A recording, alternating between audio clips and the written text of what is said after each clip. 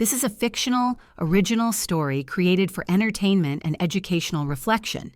Any resemblance to real people or events is purely coincidental. The sound that greeted me after surviving a plane crash wasn't relief. It was champagne. My name is Cynthia. I'm 38. I stood on my porch, shaking, my body still locked in shock from a day that should have ended me. Inside my house, people were laughing. Not crying, not waiting for news, celebrating.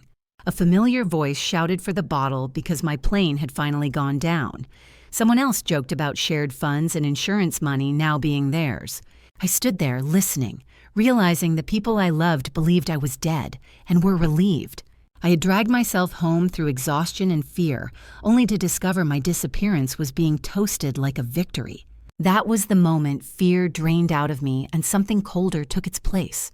Before I open that door and let them see I'm still breathing, stay with me. Like, subscribe and tell me which city you're watching from. Now let's see their faces. I didn't rush inside. I stayed in the hallway, pressed against the wall, letting their voices sink in, deeper than any injury. Pamela stood in the middle of the living room, glass raised, radiant in a way I had never seen while I was alive. Not from happiness, from relief. "She's finally gone," she said, laughing softly. "No more lectures, no more rules about money." She poured herself another drink from the bottle I had been saving for a future that apparently didn't include me.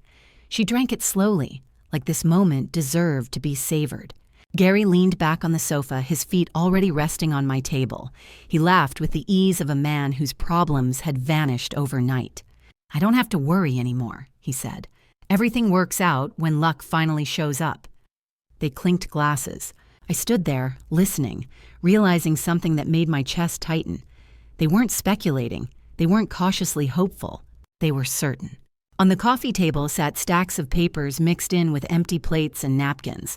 Documents, organized, prepared. They hadn't waited for confirmation. They had prepared for absence. Pamela ran her hand along the mantel like she was already saying goodbye to the room. She talked about selling the house, about modern upgrades, about finally living the way she deserved. She controlled everything, Pamela said, like we were children asking for permission. I almost laughed at that. For years, I worked until my hands shook.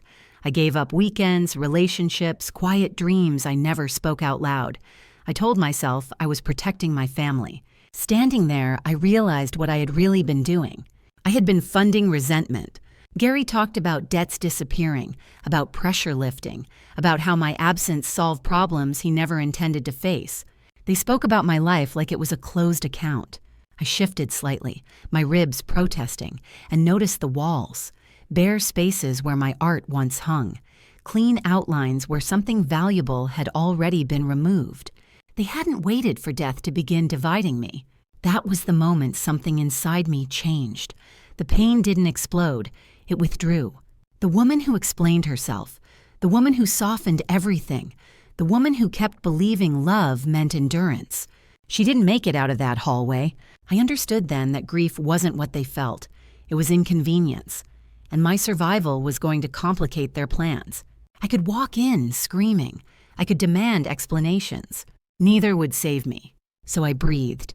I straightened my back despite the pain, and I decided they would only ever see me as weak once, if at all. I stepped forward, letting the light find me. I didn't confront them that night. I let the silence do the work. I walked past the living room without a word, feeling their eyes follow me like I was something that shouldn't exist. Upstairs, I locked my door and lay awake, staring at the ceiling, replaying every sentence I had overheard. By morning, they had already adjusted. Pamela greeted me in the kitchen with a softness that felt rehearsed. She had on an apron I'd never seen her wear before, tied neatly over expensive clothes. Breakfast was laid out exactly the way I liked it, as if memory could be used as proof of love. She poured me water and placed 2 pills on a folded napkin. "You need to rest," she said gently. "Your body's been through severe shock." Her tone was calm, but her eyes watched my hands, my face, my breathing. This wasn't care, it was assessment. I nodded, played my part, and swallowed the pills without swallowing the pills. She relaxed instantly, like a lock clicking into place. Gary sat nearby with a newspaper he wasn't reading. When I sat down, he slid a thick envelope toward me. "Just temporary," he said casually. "So we can handle things while you recover. Power of attorney." I didn't react. I pressed my fingers to my temples and let my voice weaken. "Not now," I whispered. "I can't think." He pulled the envelope back, but not before I saw the satisfaction flicker across his face. That's when I knew. This wasn't about helping me heal. This was about removing me from the equation. Later, I told them I needed my medical files and went to the study. The moment the door closed, I stopped pretending. The painting behind my desk had been shifted. Not much, just enough. Behind it, my wall safe was scratched, the metal scarred where tools had failed. They had tried to open it while I was missing. I checked the trash near the shredder. Most of it was empty, but a few crumpled pages remained. I smoothed them out on the desk. Asset lists, quick sale estimates, personal items. They weren't waiting for permission. They were racing against my recovery. I slipped the pages into my pocket and left through the back, avoiding the kitchen. I drove until my hands stopped shaking. Jessica was already standing when I walked into the cafe. She didn't ask questions. She just held me like I was real. When I told her what had happened, her relief turned into something harder. She showed me her phone. Messages, timestamps, questions Pamela had asked before my flight even took off. She had been laying groundwork, talking about my instability, hinting that I couldn't be trusted with leadership anymore. She wanted access codes, Jessica said quietly. Said you were confused. The pieces locked together with a clarity that hurt more than the crash. They weren't reacting to an accident. They were executing a plan. If I stayed quiet, they would call me unwell. If I protested, they would call me unstable. If I signed, they would take everything. I leaned back and felt something settle. I wasn't going to run, and I wasn't going to fight loudly.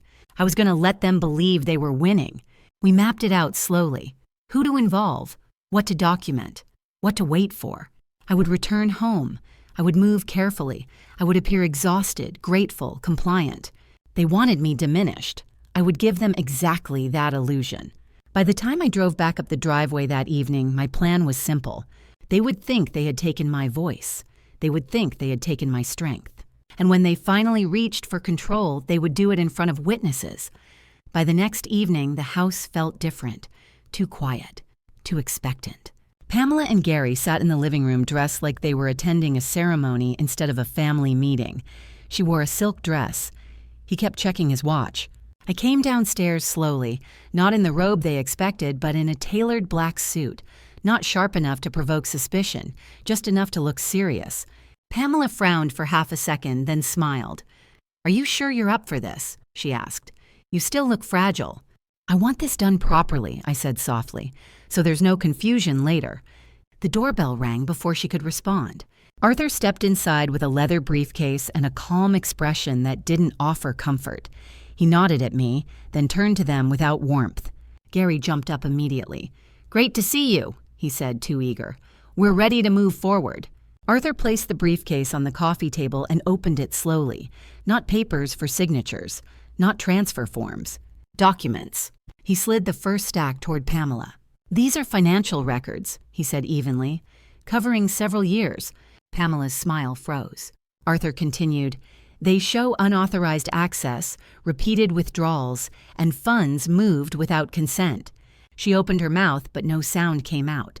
Before she could recover, I stepped forward and pulled my phone from my pocket. "There's something else," I said. "You should hear." I pressed play. The room filled with their voices, laughing, toasting, talking about how much easier life would be without me. Pamela's words came through clearly. So did Gary's. The color drained from his face first. Pamela followed, gripping the arm of the couch like it might disappear. "That recording was taken in this house," Arthur said calmly.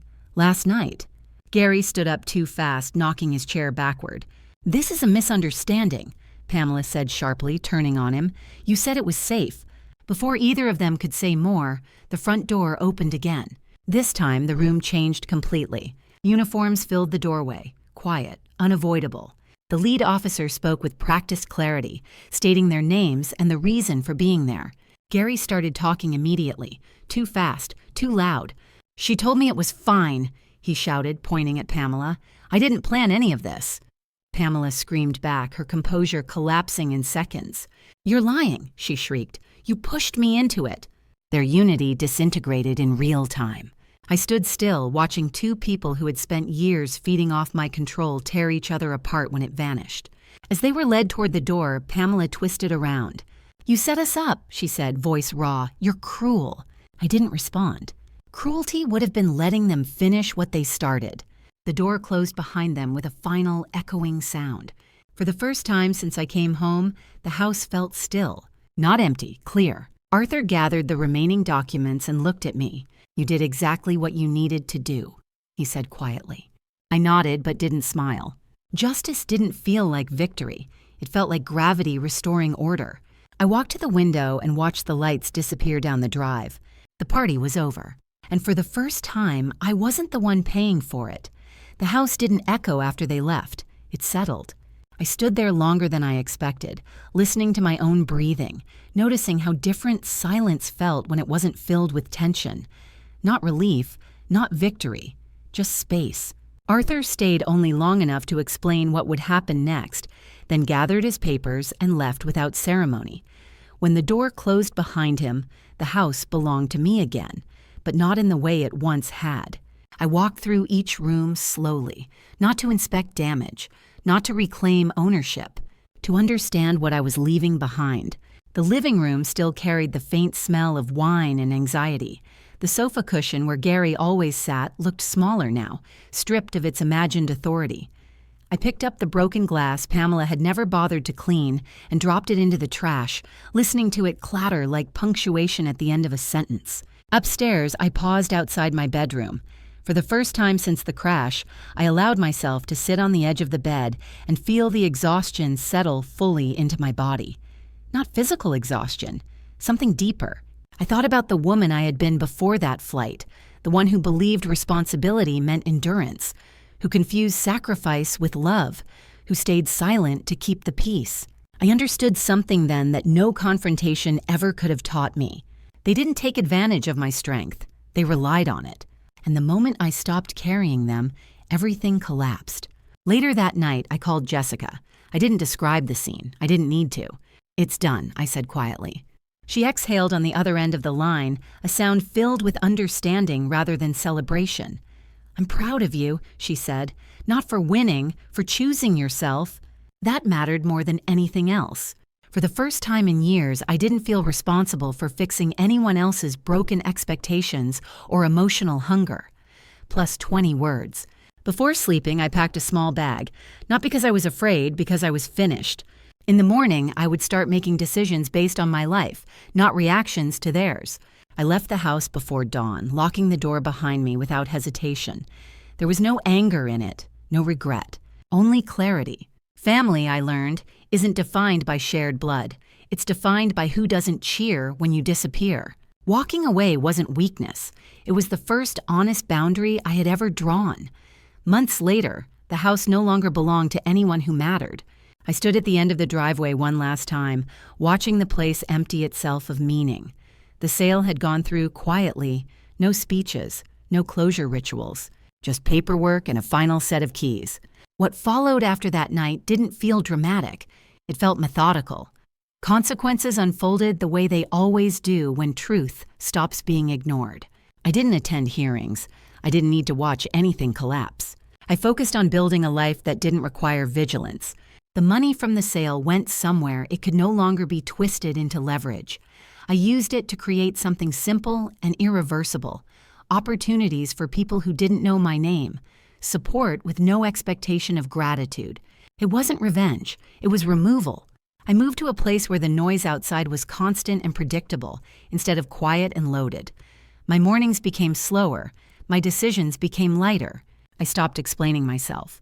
The distance gave me perspective I didn't have before. I realized how much energy I'd spent trying to be reasonable to people who were never interested in fairness. How often I'd mistaken access for loyalty. Surviving that crash didn't save my life. What came after did. I learned that family isn't proven by blood or shared history. It's proven by who stands still when you fall instead of rushing to divide what's left. I learned that boundaries aren't punishments, they're instructions. And most of all, I learned that walking away doesn't mean you lose. It means you finally stop paying interest on a debt you never agreed to owe. If you've ever felt pressured to carry people who celebrate your silence, remember this: you don't owe anyone access to your future just because they were present in your past. Thank you for staying with me through this story. If you want to share your thoughts, tell me in the comments whether you would have forgiven them or chosen distance like I did. And if stories about resilience and justice matter to you, don't forget to like and subscribe.